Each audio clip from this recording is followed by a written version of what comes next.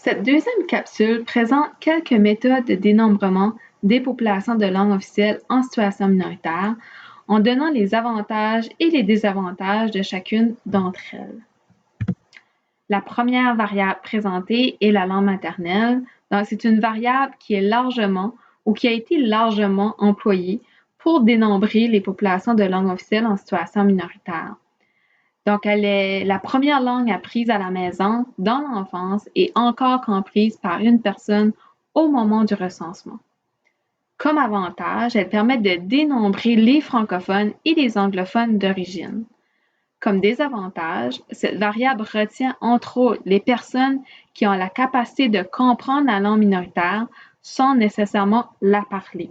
Donc, tel que précisé dans la définition de la langue maternelle, si on prend par exemple que le français serait la langue maternelle d'un individu, donc en regardant la définition, on voit que cette personne-là a appris le français à la maison dans l'enfance et qu'au moment du recensement, elle comprend encore le français.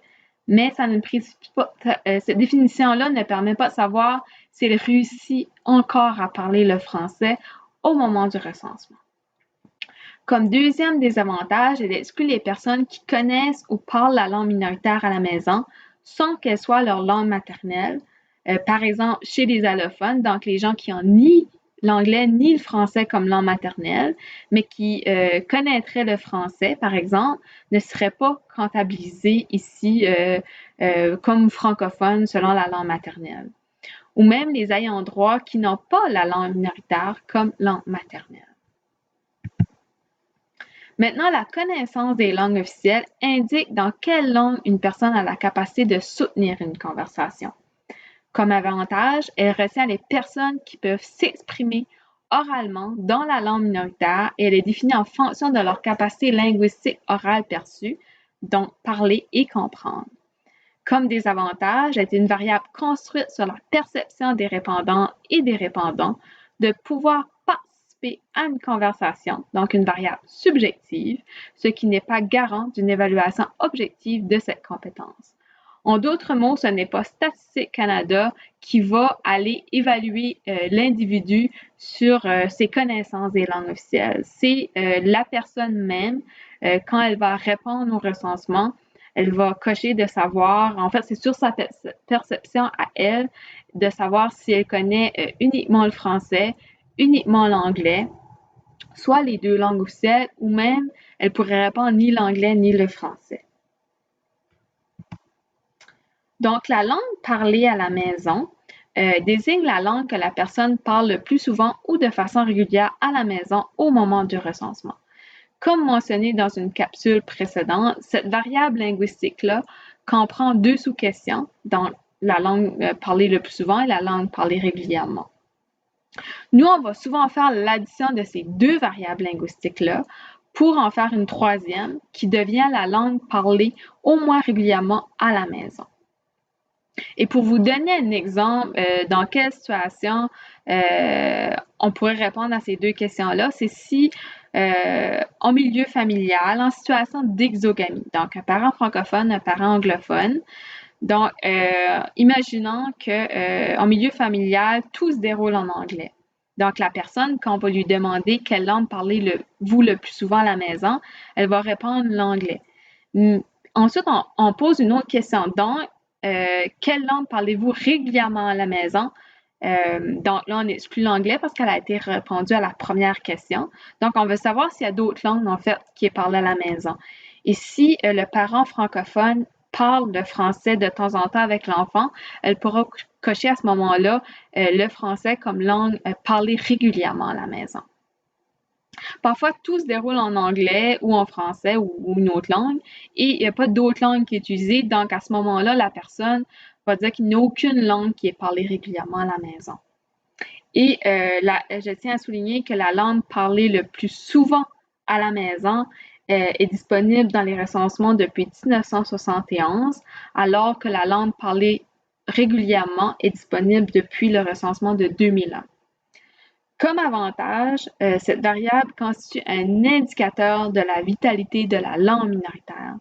Cette variable est mise en relation avec la langue maternelle pour estimer le taux de continuité linguistique ou de transfert linguistique. Comme désavantage, elle n'inclut pas les personnes de langue maternelle minoritaire qui parlent la langue majoritaire ou une autre langue le plus souvent à la maison, par exemple en situation d'exogamie. Par contre, la langue parlée au moins régulièrement à la maison minimise ce désavantage. Elle n'inclut pas non plus les allophones qui connaissent la langue minoritaire mais qui parlent une autre langue à la maison. Dans la première langue officielle parlée, donc la PLOP, comme on l'a mentionné dans une capsule précédente, c'est une variable qui est construite par Statistique Canada à partir de 3 variables linguistiques, soit la connaissance des langues officielles, la langue maternelle et la langue parlée le plus souvent à la maison. Donc, le but, en fait, de cette variable est de pouvoir catégoriser les gens soit comme ayant le français comme PLOP ou ayant l'anglais comme PLOP. Si ce n'est pas possible de classer ces gens-là selon ces 2 catégories à l'aide des renseignements fournis, ils vont pouvoir être catégorisés dans les catégories ce qu'ils appellent résiduelles. Donc, soit ils vont avoir 2 PLOP, anglais et français, ou soit aucune PLOP, donc ni l'anglais ni le français. Et pour vous donner un peu la façon que Statistique Canada procède pour classer ces gens-là selon ces 3 catégories-là, il débute par la première catégorie, qui est la connaissance des langues officielles. Donc, si la personne ne connaît que le français, donc l'objectif est atteint, elle est classée, en fait, elle est classée déjà comme ayant le français comme PLOP. On n'a pas besoin de continuer avec la deuxième et la troisième catégorie. Par contre, si cette personne-là connaît les 2 langues officielles, donc là, on se doit encore comme pour objectif de pouvoir les classer anglais-français, on passe à la deuxième catégorie. Et si cette personne-là n'a que le français comme langue maternelle, on n'a pas besoin de passer à la troisième catégorie. Elle est classée comme ayant le français comme PLOP. Par contre, si on poursuit et disant que la personne connaît les 2 langues officielles, a les 2 langues officielles comme langue maternelle, on passe à la troisième catégorie, qui est la langue parlée le plus souvent à la maison. Et si cette personne-là parle l'anglais à la maison, donc on va conclure que la PLOP, en fait, la PLOP de cet individu-là est l'anglais. Et ce, même si la personne connaît les 2 langues officielles et a les 2 langues officielles comme langue maternelle. Donc, comme avantage, la PLOP permet de regrouper les personnes qui ne sont pas de langue maternelle minoritaire, mais qui connaissent la langue minoritaire ou la parlent le plus souvent à la maison, comme chez la population immigrante ou en situation d'exogamie. Elle permet aussi de catégoriser les personnes qui connaissent les 2 langues officielles ou qui les ont comme langue maternelle. Comme désavantage, elle n'inclut pas les personnes de langue maternelle minoritaire qui parlent la langue majoritaire ou une autre langue le plus souvent à la maison, encore là, la même maison, par exemple en situation d'exogamie. Donc, la dernière variable linguistique présente dans le recensement de Statistique Canada est la langue utilisée au travail, qui désigne la langue que la personne utilise le plus souvent ou de façon régulière au travail au moment du recensement. Donc, c'est le même principe que la langue parlée à la maison. On retrouve ici 2 sous-questions, qui est la langue utilisée souvent ou la langue utilisée régulièrement. Encore là, on va faire souvent l'addition de ces 2 variables linguistiques pour en donner une troisième qui va devenir la langue utilisée au moins régulièrement au travail. Et pour vous donner un exemple ici, c'est par exemple si on travaille avec une clientèle majoritairement anglophone, donc quand on va demander à la personne quelle est la langue parlée le plus souvent, quelle est la langue utilisée le plus souvent au travail, cette personne-là va cocher l'anglais. Et si on veut savoir s'il y a une autre langue qui est parlée, mais moins fréquente que l'anglais, disons qu'elle parle le français avec certains collègues francophones, donc le français va devenir la langue utilisée régulièrement au travail. Et cette variable-là est disponible depuis 2000 ans. Donc, comme avantage, elle représente une mesure déterminante de la vitalité linguistique dans le monde du travail. Comme désavantage, elle porte sur la population active, c'est-à-dire sur une portion seulement de la population. En fait, cette variable linguistique-là concerne la population qui regroupe les personnes âgées de 15 ans et plus qui ont travaillé un emploi salarié ou à leur compte pendant l'année de référence. Donc, en 2016, l'année de référence était 2015. Comme deuxième désavantage, elle exclut aussi les personnes qui connaissent la langue minoritaire ou dont cette dernière est leur langue maternelle sans la parler au travail. Donc, par la suite, nous allons vous présenter deux méthodes de dénombrement qui combinent différentes variables linguistiques, un peu comme Statistique Canada l'a fait pour la première langue officielle parlée. Donc, la première concerne les utilisatrices et utilisateurs potentiels des services dans la langue minoritaire. Cette méthode vise à déterminer le nombre de personnes qui pourraient potentiellement se prévaloir des services dans la langue officielle de leur choix.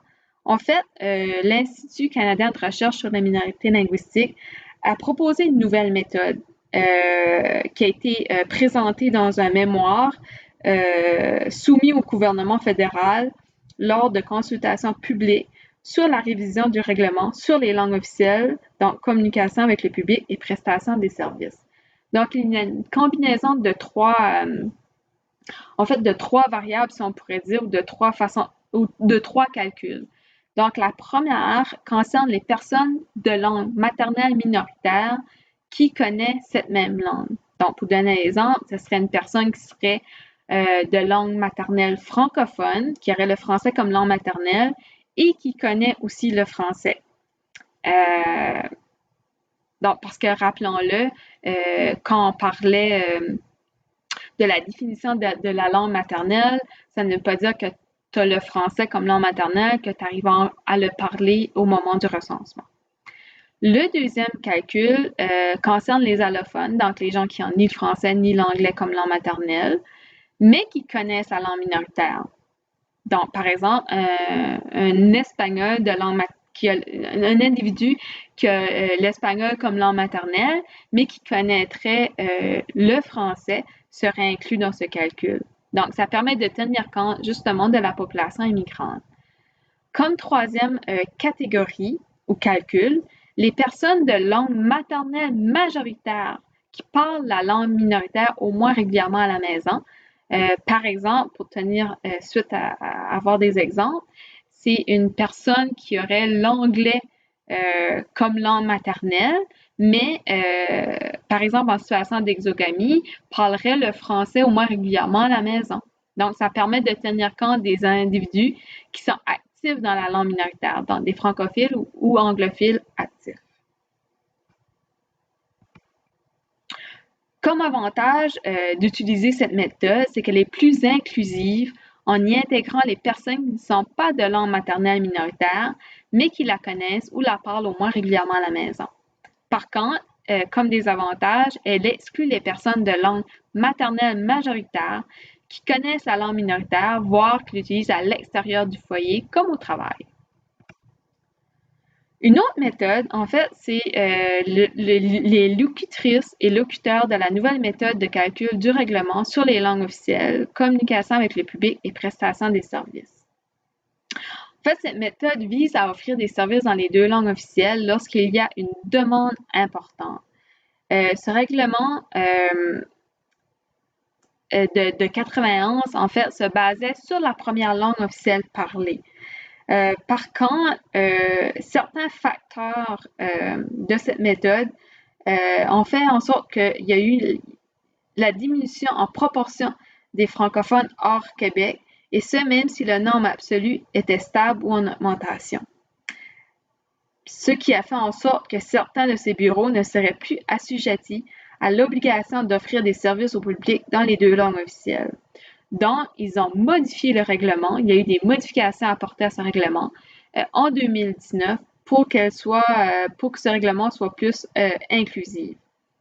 Donc, cette méthode qui sera utilisée pour des fins d'application du règlement modifié 2019 inclura, puis quand je parle qu'elle est plus inclusive, ce qu'ils ont fait mention de la population immigrante, des étudiants et étudiants en immersion, des familles bilingues qui parlent la langue officielle minoritaire à la maison. Donc, elle inclut d'abord toutes les personnes de langue maternelle minoritaire.